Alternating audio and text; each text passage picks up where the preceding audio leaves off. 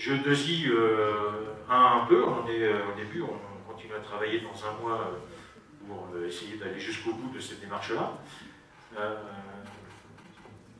Puis on a communiqué cette démarche-là aussi à GMP, TC, GEA, GIM, et on voit bientôt HSE aussi. GTE, on l'a fait aussi, oui. Ouais. Enfin, voilà.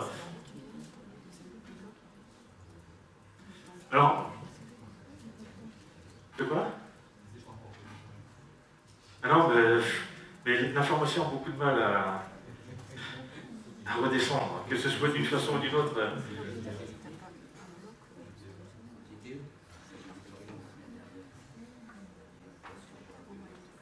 Alors ici, vous avez l'exemple extrait du référentiel ingénieur mécanique de Paris-Est. Donc la compétence, c'est ce qu'on a sur le côté, concevoir une situation dans le domaine du génie mécanique, et que c'est quelque chose d'assez vaste. Les situations professionnelles sont listées, j'en prends une au hasard, en phase de conception d'un processus de production, de montage ou d'un système qualité. Et puis les apprentissages critiques qui sont listés en face, eh bien c'est la liste de ce qu'il va falloir valider pour certifier l'acquisition de cette compétence. Donc valider une solution respectant un cahier des charges donné, proposer une solution respectant un cahier des charges donné, etc. etc. Donc on a des choses ici qui restent très généralistes. Et de cette façon-là, qui sont adaptables facilement à toute situation sur le terrain. Et ça permet donc une évolution naturelle en fonction du matériel qui évolue rapidement, de méthodologies qui peuvent évoluer, etc. Un autre exemple, c'est l'exemple qui est traité dans le livre, et la démarche est complète, c'est pour ça que c'est intéressant, et c'est mis en œuvre. C'est le référentiel de compétences de logopède. Logopède, ce sont les orthophonistes en Belgique. Donc ici, on est sur une activité particulière, c'est l'activité de prévention. La compétence qui est listée ici, c'est assumer la responsabilité de la prévention dans le domaine des troubles relevant du champ d'action du logopède. Et donc, on va amener les composantes essentielles en transmettant une information claire et complète sur les facteurs de risque liés à certains troubles, en dépistant des troubles le plus précocement possible. Donc, on a ici ce qui rend compte de la complexité de la compétence, et ça informe sur sa qualité, ça facilite l'évaluation. C'est réellement ce qu'on va attendre pour la certification de cette compétence. Philippe, vous va amener sans doute une précision. Et dans les composantes essentielles, vous voyez, c'est là où on peut faire apparaître, par exemple, quelqu'un qui gère un projet en tenant compte des remarques des autres intervenants. Et vous voyez, derrière ça, on va avoir la notion de travail d'équipe. Parce qu'on va vérifier s'il va communiquer. De la même manière, tout ce qui va être environnemental, éthique et tout, on peut mettre. On va vous en montrer une derrière qui travaille sur le côté journalistique. Mais vous voyez, toutes ces choses-là, c'est là où on va mettre tout ce qui peut contraindre l'étudiant et voir s'il est capable de prendre en compte tout ça. Alors évidemment, c'est un niveau, c'est le dernier, la dernière c'est le niveau compétent, on dira. Mais vous voyez, dans les composantes essentielles, on va mettre tous les critères d'exigence. Ça, c'est important. Et donc, tout ce qui va être soft skills et tout ça, c'est là où on va le voir apparaître. Et c'est ce que l'on attend en fin de formation. Hein. Et d'une certaine façon, ce n'est pas une liste à la brevet où on veut forcément tout y mettre. C'est extrêmement important d'identifier ces composantes essentielles. Parce que sinon, on est devant une usine à gaz où on veut aller valider les choses le plus précisément possible, être au détail près, et ça, c'est absolument irréalisable. Tous ceux qui ont tenté ce genre de choses s'y sont cassés les dents. Vous avez des feuilles Excel interminables à remplir, c'est ingérable derrière. Et donc, derrière, il faut des situations professionnelles. Donc, il faut faire apparaître ces situations professionnelles pour qu'on sache réellement comment aborder ces choses-là. Donc, mettre en place une prise en charge préventive individualisée, mener une action de sensibilisation auprès d'un public à risque, concevoir et participer à des actions préventives grand public. Donc là, on est sur 3 types de situations professionnelles qui sont identifiées. Ce ne sont sans doute pas les seuls. mais ce sont celles que l'on va trouver le plus souvent.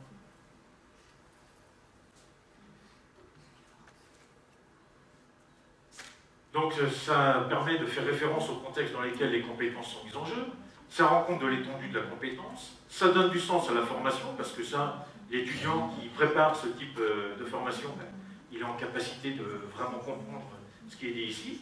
Et puis ce sont des éléments de motivation pour les étudiants, parce qu'ils savent, au final, dans quel type de situation pour quel type de situation professionnelle ils sont formés.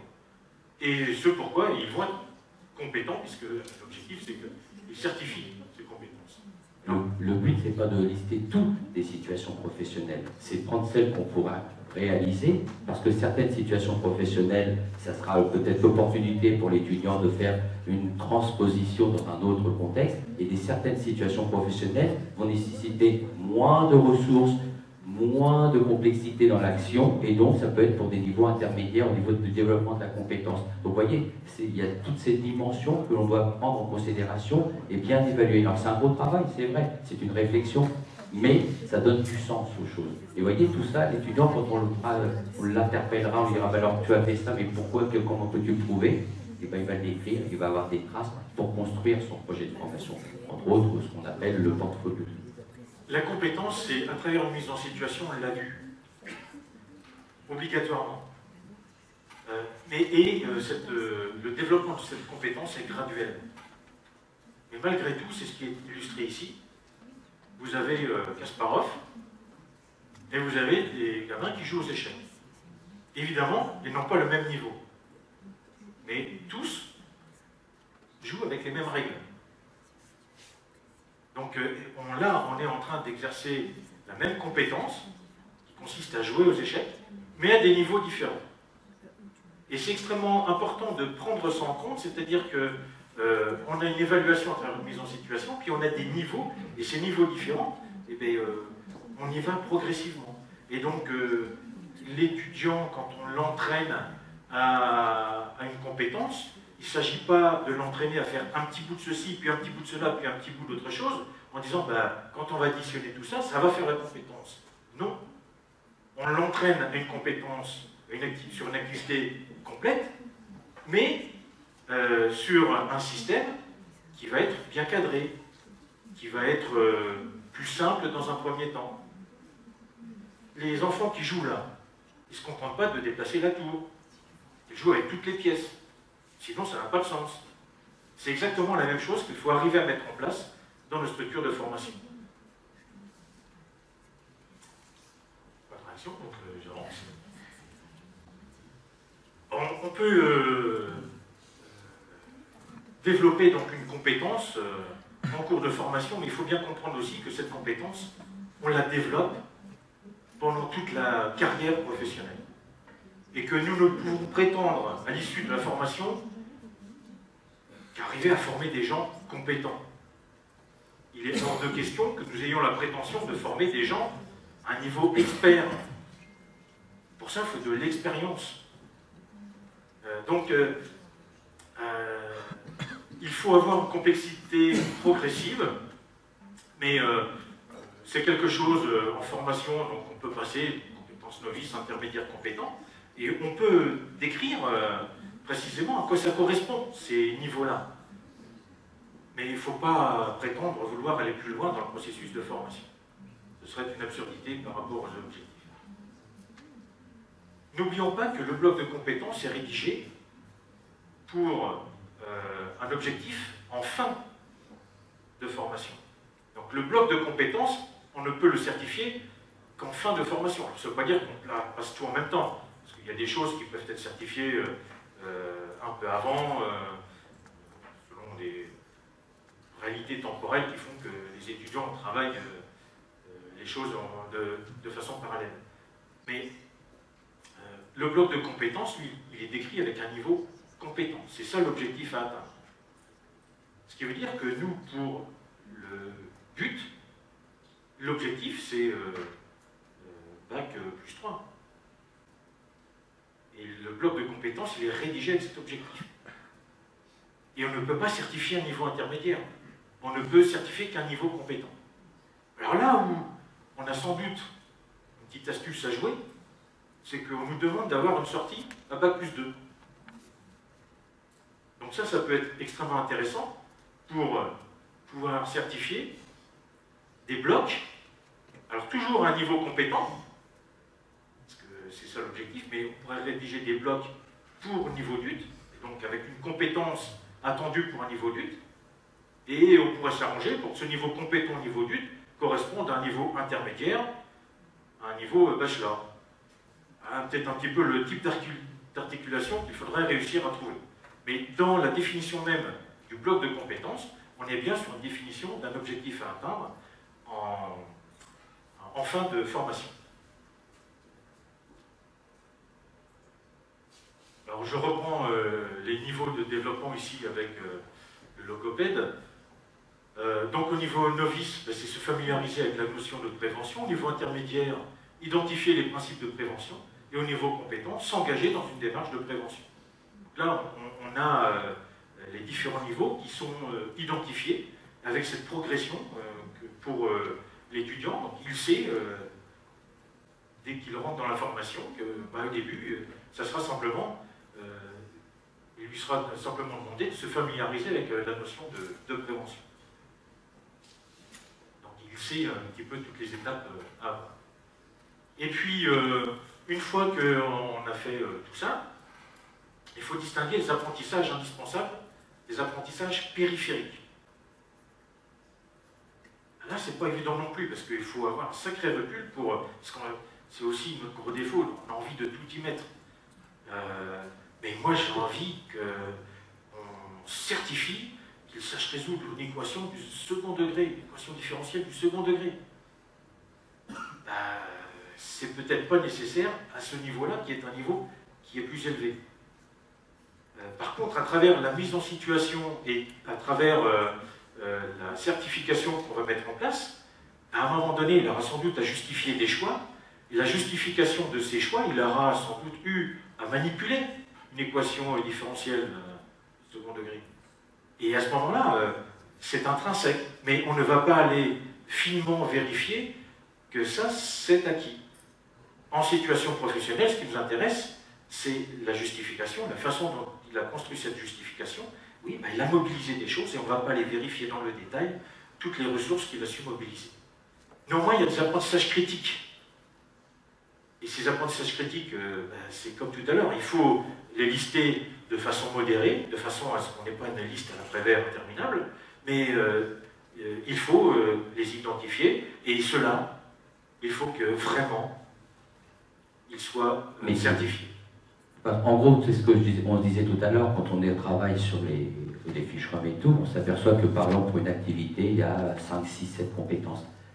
On s'aperçoit que on va en extraire l'essentiel. C'est ça les apprentissages critiques. Et pour une compétence, donner une activité à différents niveaux, l'ensemble ne doit pas avoir plus d'une dizaine pour une lisibilité. Si on en met encore beaucoup, on va tomber dans un travers et on sera embêté dans l'évaluation. On devra décomposer. Et donc, vous voyez, on va rentrer trop dans le détail et on n'aura pas ce regard global qui est nécessaire. Donc surtout, pas de hiérarchie entre ces apprentissages critiques, puisque tout est critique, ça veut dire que il faut tout. Il n'y en a pas une qui est plus importante que l'autre.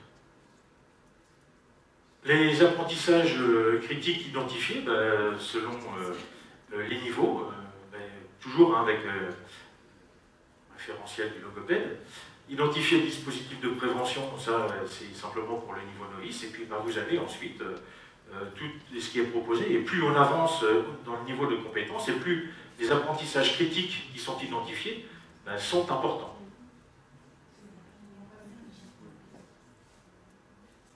C'est-à-dire que ce sont des apprentissages que l'étudiant doit savoir, il doit les avoir acquis. Pour valider la compétence, que par exemple, c'est, je ne sais plus de quelle compétence c'est, mais pour valider ce niveau de compétence, il faut qu'il ait validé les clés. C'est vraiment les clés qui justifient qu'il maîtrise cette compétence. Nous, on a repris le thème que Tardif avait mis, et puis, parce que... indispensable. Oui, après, nous, on a recopié, hein. On n'a pas voulu inventer. Nous, on n'est pas des disciplines. Non, mais c'est ça, c'est-à-dire ce qu'il faut voir, c'est que c'est ce qui est indispensable pour valider. On en a un exemple, on va vous montrer, à travers une comparaison Moi j'ai une question, que se passe-t-il?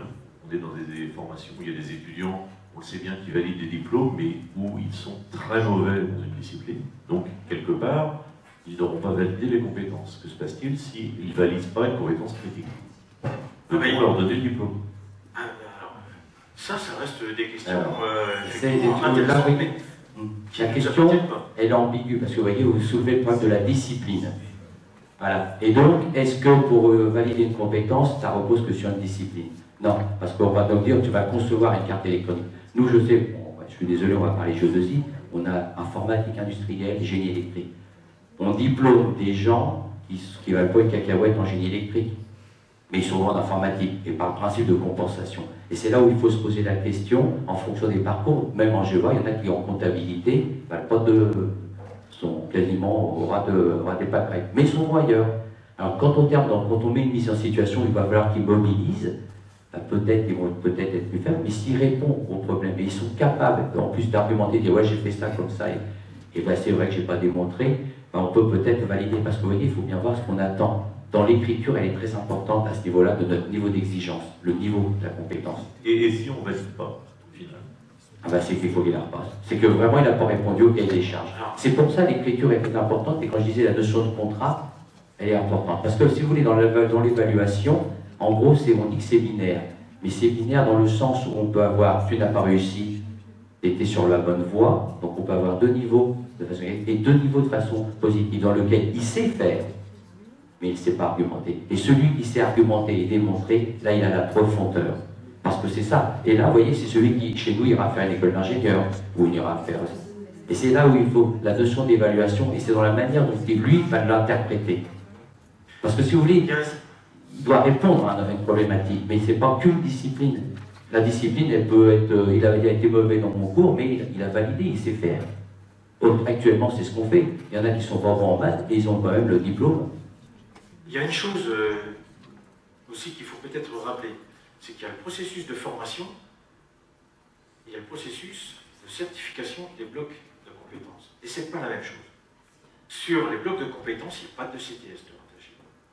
Les ECTS, pour l'instant, hein, c'est défini comme ça. Est-ce que ça va changer? Je n'en sais rien. Mais pour l'instant, les ECTS, c'est uniquement le processus de formation avec le contrôle continu, et c'est un peu ce qu'on connaît.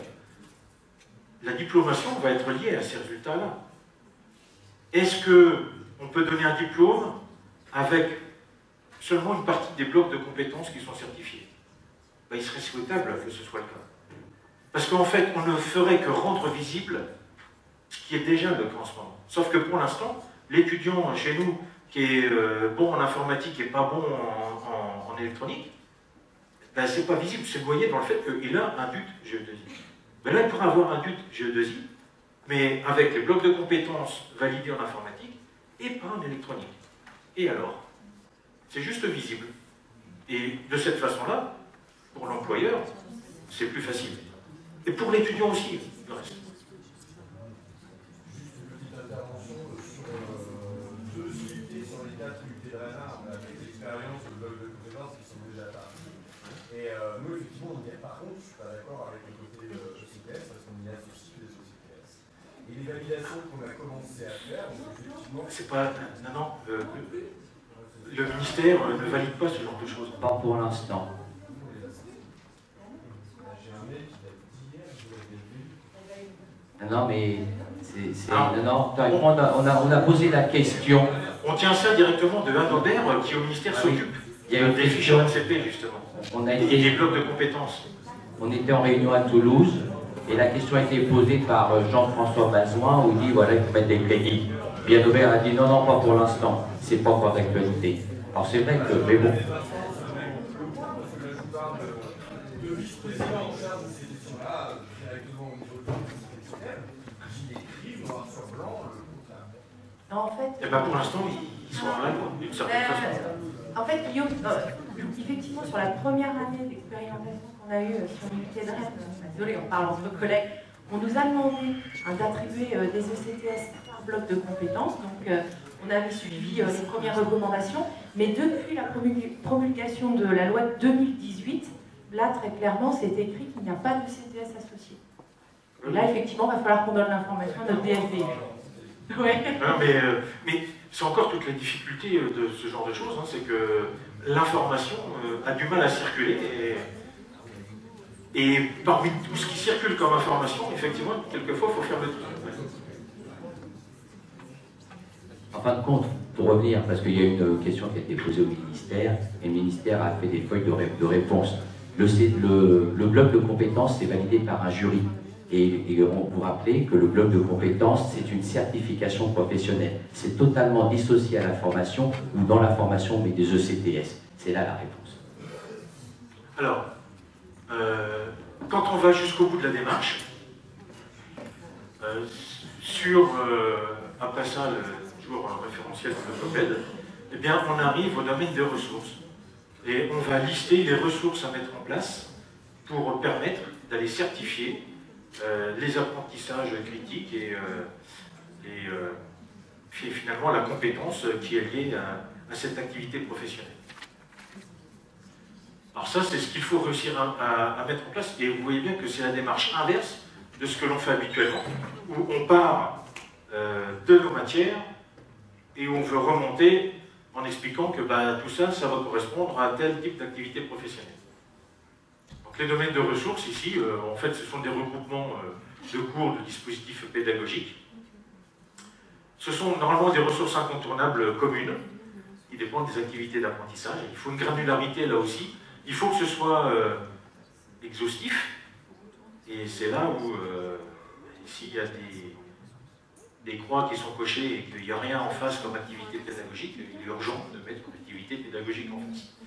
Et inversement, si on se rend compte qu'on fait des choses et puis que finalement on n'arrive pas à le caser là-dedans, même au chausse-pied, ça veut dire qu'il est peut-être temps de se repositionner sur quelque chose qui soit plus en adéquation avec l'objectif recherché. Alors, un exemple de bloc de compétences. Ici, on est sur manager du développement international. Concevoir et mettre en œuvre les décisions stratégiques de l'entreprise. Donc, on va retrouver le descriptif, les modalités d'évaluation et l'attestation de certification. C'est un peu du sens dans lequel on retrouve les principaux référentiels. Oui. Et ça, c'est important de bien voir qu'on va y retrouver l'intitulé qui est le référentiel d'activité, le compétence qui est le descriptif, et les modalités d'évaluation. Voilà. Et derrière, il manque, on a coupé, mais il y avait l'organisme qui validait, qui est l'organisme l'école supérieure de gestion. Mais quand vous regardez, beaucoup d'écoles ont déjà fait un gros travail là-dessus. Mais vous avez déjà tous eu l'occasion de voir des blocs de compétences où il n'y avait pas tout ça. Donc il y a des choses qui ont été rédigées dans l'urgence parce qu'avec les vagues d'accréditation, il fallait à tout prix que ce soit fait, mais... c'est le ministère du Travail, vous avez dit 3 référentiels, ça doit être. Alors, décliner quelques exemples, le travail qu'on a fait en G2I sur les blocs de compétences, on est arrivé ici à 5 grandes activités professionnelles qui se croisent, quelles que soient les spécialités dans lesquelles nos étudiants travaillent, que ce soit en informatique, en électronique, en automatisme, en énergie électrique, on va retrouver ces 5 spécialités. Alors, c'est un travail qu'on n'a pas fait en 5 minutes. Hein. Je vous garantir que, alors, déjà, c'est un travail vraiment collaboratif, collectif, c'est-à-dire qu'on a vraiment fait plancher toute la CD élargie, avec tous les collègues qui voulaient bien venir, on les a fait travailler en groupe, et il y a eu une adhésion de ceux qui ont participé à ce travail, parce que c'est quelque chose qui est arrivé naturellement. Donc la conclusion finale était du coup acceptée par tout le monde. Et c'est extrêmement important d'avoir cette idée de travail en commun, en groupe, pour que chacun puisse s'approprier un petit peu les conclusions de ces travaux et puisse ensuite travailler à partir de ça. Oui. Je vous entends parler de collègues, etc., qui sont intervenus pour déterminer les compétences. Où sont les entreprises? Alors justement, j'allais compléter. Et donc ce travail, on l'a repris avec des gens du monde professionnel, des gens de Schneider, Siemens, des gens qui ont travaillé quasiment 15 ans chez Thales en tant que projet et tout. Et on a retravaillé avec eux, c'est même eux qui nous disent ouais, mais il y a telle chose à rajouter, telle chose. Donc il y a eu un travail. Et puis ensuite, à une ACD, on a fait une table ronde, on a représenté le projet et on a fait intervenir quasiment des directeurs, des responsables de PME, PMI de notre région. Nous, l'ACD était à Veilleva. Et on a eu un échange par rapport à leurs besoins, par rapport à ça, qui nous a permis de réajuster. Maintenant, il y a eu un travail collaboratif. Il y a eu un premier intrigue, puis après il y a eu un travail d'échange. Alors, il faut pas C'est croire que incontournable. ce sont les professionnels qui vont nous donner les blocs de compétences. Hein. Aujourd'hui, on a autre chose à faire. Par contre, le faire valider ensuite par les professionnels, c'est indispensable. Sinon, ça n'a pas de sens. Oui, tu me permets d'intervenir. Bien sûr. Je me suis posé intervenir après, mais je ne sais pas si on aura le temps. Donc, comment... On a fini. Non, mais c'était juste sur ce sujet, puisque nous, à Rennes, donc, on a créé des blocs de compétences, et on a aussi d'emblée, et dès le départ, les professionnels, avant même les enseignants. Très rapidement, on s'est tous mis autour d'une table, et on est allé d'abord voir les professionnels. On va faire la démarche. Des gens de Gimelec, pour nous, on a rencontré des gens qui ont participé. Hein. Et à un moment donné, s'il n'y a pas de professionnel dans la boucle, On a un exemple après et on verra comment on peut avoir quelqu'un qui représente Gimelec, qui travaille chez Siemens, par rapport à deux référentiels qui se sont en train de se construire en parallèle. Donc ensuite, à partir de ce chapeau de bloc de compétences, on a décliné pour l'un, et c'est ce que le travail que vous continuez de faire au G2I, donc les apprentissages critiques des situations professionnelles et les composantes essentielles que l'on voulait certifier. Et ce qui nous amène à avoir la rédaction d'un bloc de compétences de cette façon-là. Ça, c'est la façon dont Marianne Poumet entend présenter un petit peu les référentiels. Alors, pas des blocs. Non, pas des blocs. Ouais. Marianne Poumet, elle a mis en place la démarche approche par compétence, avec tous les étapes, les trucs essentiels, machin chouette. Par contre, nous, ce qu'on a pu faire, c'est que, et il y a eu une question qui a été posée, parce qu'il y a un groupe de travail au niveau des universités. Les universités travaillent déjà par une approche compétence, et donc ils se disent aujourd'hui, il y a eu un colloque Promosciences à Strasbourg, où le problème a été soulevé, on a une approche compétence, maintenant on nous demande de décliner des diplômes en bloc de compétences. Là, ça ne va pas, alors, le ministère avait répondu, le travail que vous avez fait, l'approche compétence, c'est préliminaire à la déclinaison des diplômes en bloc de compétences. Donc déjà, c'est dans le bon sens. Par contre, Marianne Poumet, elle, avec qui on va être accompagné, elle a cette vision de structurer sa compétence. Et nous, comment peut-on, tout le travail qui sera fait, la réflexion sur la formation entre approche compétences, comment peut-on l'intégrer dans un bloc de compétences? Et quand on regarde, on y retrouve un petit peu le référentiel d'activité qui est la clé de la compétence, parce que quand on lit tous les blocs de compétences, c'est jamais un mot, c'est une phrase qui décrit quelque chose. Les apprentissages critiques vont être les compétences, parce que cette activité sera validée que si les apprentissages critiques ou indispensables sont validés. Et puis, tout ce qui est les modalités d'évaluation, on va y retrouver les critères d'exigence qui sont dans les composantes essentielles, les situations professionnelles qui nous donnent le contexte, et le niveau qu'on attend, donc qui va être un indicateur d'exigence lors de l'évaluation par le jury. Donc vous voyez, on peut reprendre tout le travail qui est fait en amont, qui est structurant, et le transposer dans un bloc de compétences. Et si on va jusqu'au bout de la démarche, eh bien on croise ce qui est attendu avec les ressources à mettre en place. Et à partir de là, on construit des activités pédagogiques pendant tout le cursus de l'étudiant pour l'amener à ce niveau de compétence. Bon, c'est un gros travail encore à faire. Ça oblige quand même à phosphorer pas mal. Et systématiquement, pour qu'il y ait une adhésion des collègues par la suite, il faut que ce soit un travail collaboratif. On ne peut pas pondre des choses comme ça et dire, voilà, c'est ça qu'il faut faire. Ça n'a aucune chance de marcher. Donc il faut vraiment le construire ensemble, mais pour ça, il faut être accompagné. Et c'est l'objectif d'être accompagné donc, par Marianne Poumet, entre autres. Il y a une question? Non, mais le collègue de GMP hier me disait que l'après-midi c'était plus difficile. Il faut obligatoirement, parce que quand le fait de faire intervenir des gens extérieurs, c'est intéressant parce qu'ils sont neutres. Ils n'ont pas de préjugés et ils sont ouverts à toutes les remarques, mais ils sont constructifs. Le travail qu'on a fait avec GLT, ça a permis, justement, avec le regard extérieur qu'on a, parce que logistique et transport, moi mes seules compétences, c'est d'organiser mes vacances. Ça s'arrête là. Hein. Donc, ouais, effectivement.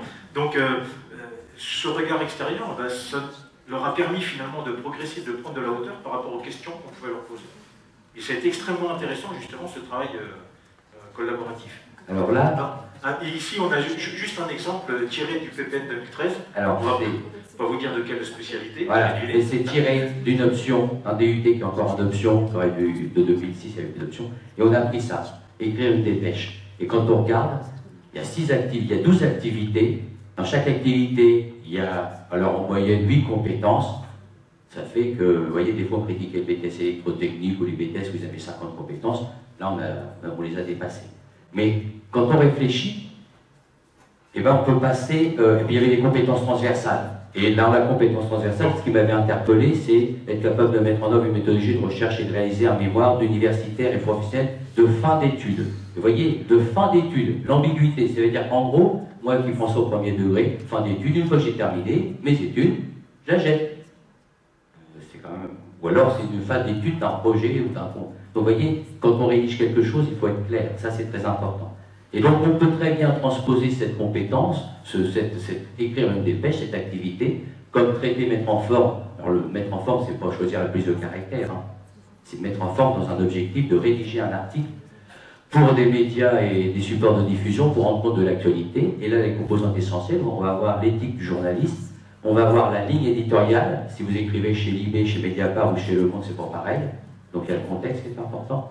En respectant, en vérifiant la véracité de l'information, c'est très important de ne pas faire n'importe quoi. Et puis, oui, avec une mise en forme. Et là, vous voyez, on voit apparaître tous les champs disciplinaires qui apparaissent, le droit juridique, tout ce que vous voulez.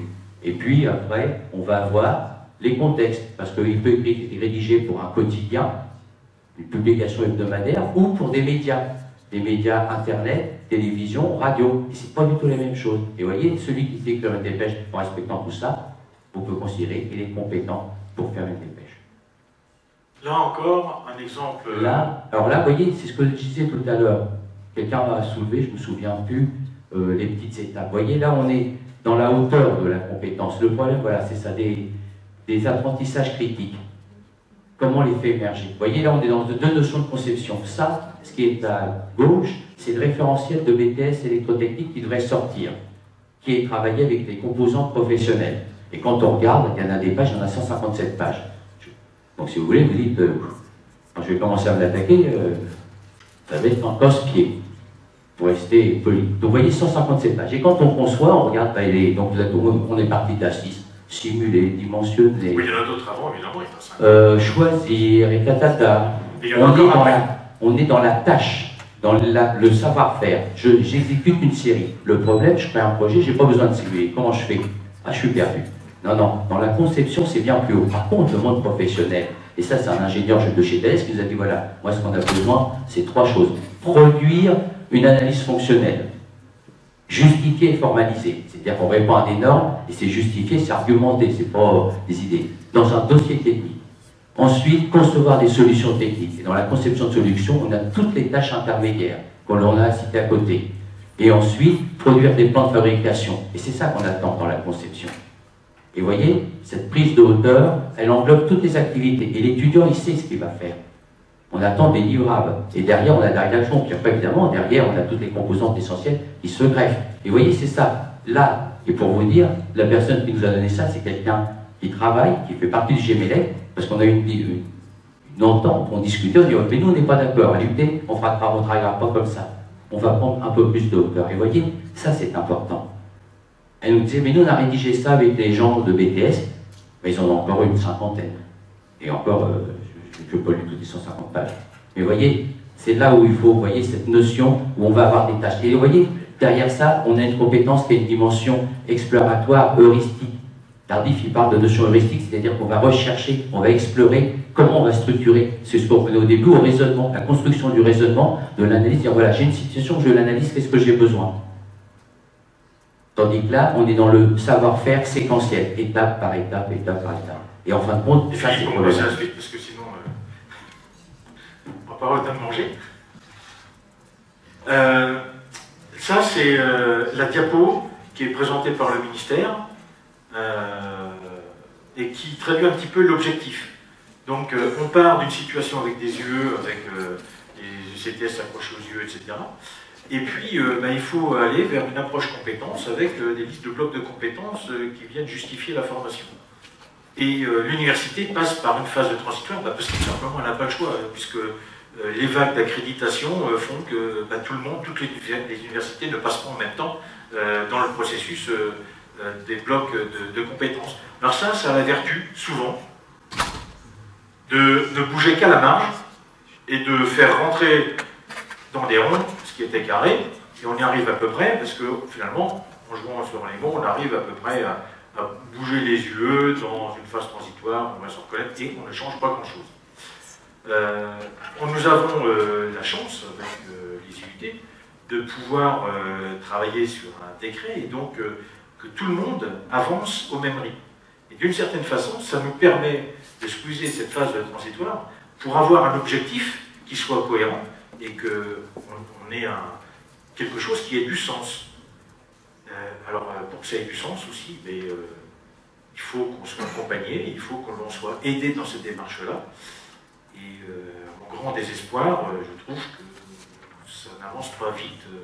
Ce soutien que nous sollicitons depuis plus de 2 ans au sein de l'ADUT, il a quand même du mal à émerger. Pourtant, ça me paraît essentiel pour qu'on soit en capacité de construire l'IUT du XXIe siècle, si on veut que l'IUT reste l'IUT. Parce que si on ne fait rien, je vous garantis que l'IUT, dans 5 ans, il disparaît. Alors, ne vous inquiétez pas, les universités seront toujours contents d'utiliser les IUT et de produire des bachelors universitaires technologiques, etc. Mais la façon dont nous fonctionnons en réseau, en synergie au niveau national, petit à petit, on va vers une UFRisation, joli comme mot, mais je trouve que ça traduit bien ce vers quoi nous allons, si nous ne sommes pas en capacité de mener un projet ambitieux qui redonne du sens à un but national. Mais ça, parfois... Pardon ?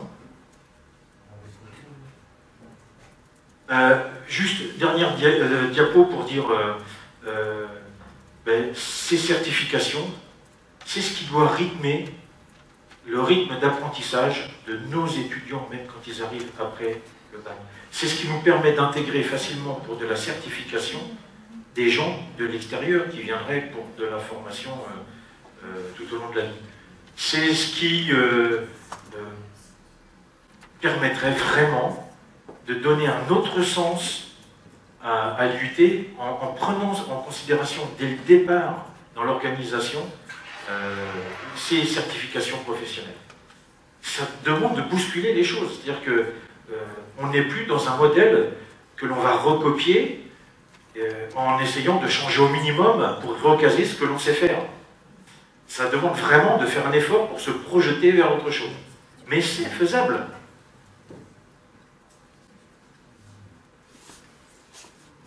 Alors, encore, ce sera le mot de la fin. J'entends encore dire, mais est-ce qu'il faut vraiment aller vers ces blocs de compétences évidemment qu'il faut y aller, on n'a pas le choix, c'est une obligation légale.